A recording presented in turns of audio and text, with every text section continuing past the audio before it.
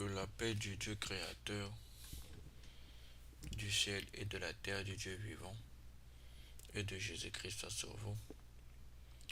C'est Lionel de la chaîne YouTube Fondement en Jésus-Christ pour être bâti sur le roc. Et le sujet que nous parlons aujourd'hui, c'est mieux discerner une prédication. Donc, le Père céleste en Jésus-Christ puisse nous accorder de la compréhension et du discernement sur ce qui va être dit afin que ça nous apporte un plus dans la quête de son royaume au nom de Jésus-Christ. Amen.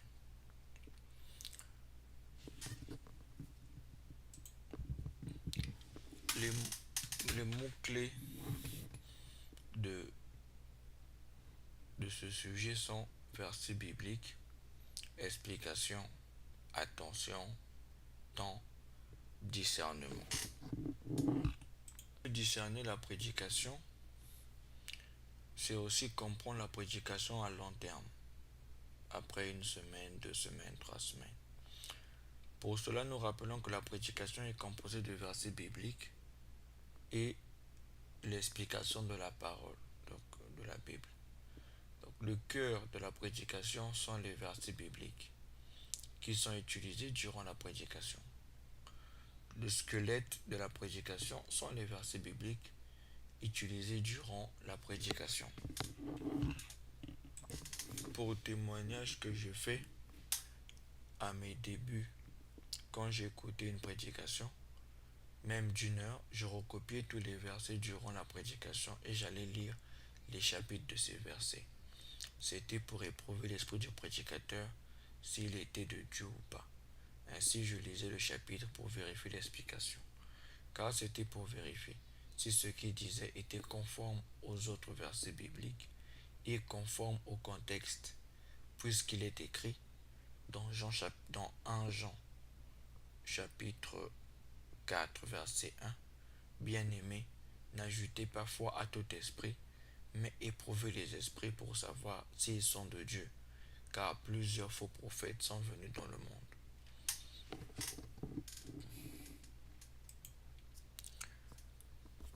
Il est vrai que les 10 premières fois semblera banal et sans sens.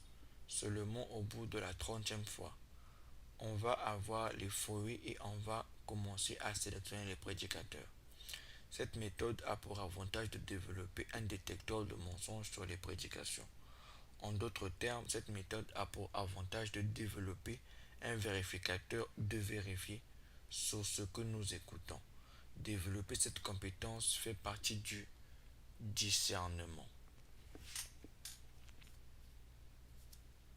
Les deux autres choses que l'on donne sont l'attention et du temps, supportés par ce que nous venons prendre, l'intérêt que nous venons chercher chez le Seigneur. Si l'on veut apprendre une chose, on donne de l'attention et du temps. Si l'on veut comprendre une chose, c'est de l'attention et du temps qui sont effectivement donnés.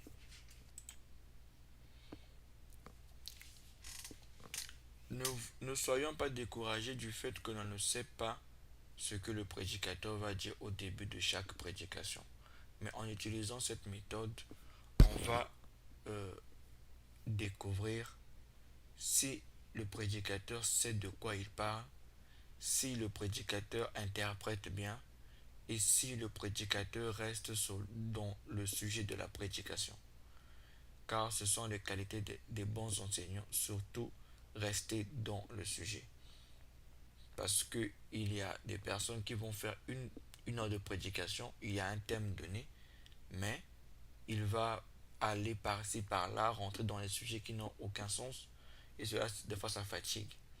Donc, nous voulons avoir des personnes qui vont sur le sujet, qui vont directement dans la thématique proposée, afin que nous puissions avoir des connaissances dessus.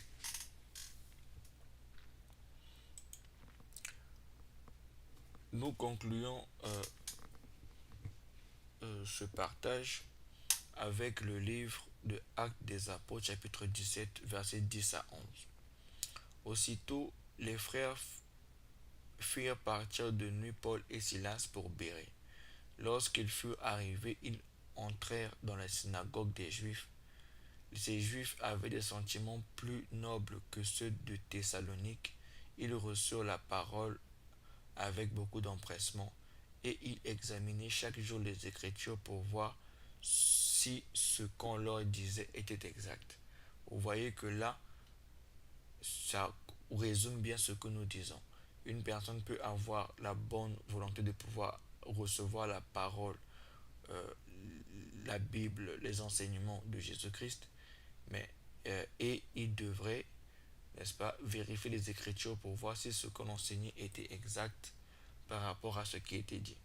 Si nous avons alors bien suivi ce qui a été dit, je pense qu'à la fin de cet audio, chacun de nous prendra sa Bible et lira tout le chapitre de Actes des Apôtres, chapitre 17, pour voir si le verset que j'ai présenté est dans le contexte dans lequel je l'ai présenté. À Jésus-Christ la gloire, l'honneur, la puissance pour des siècles des siècles. Amen.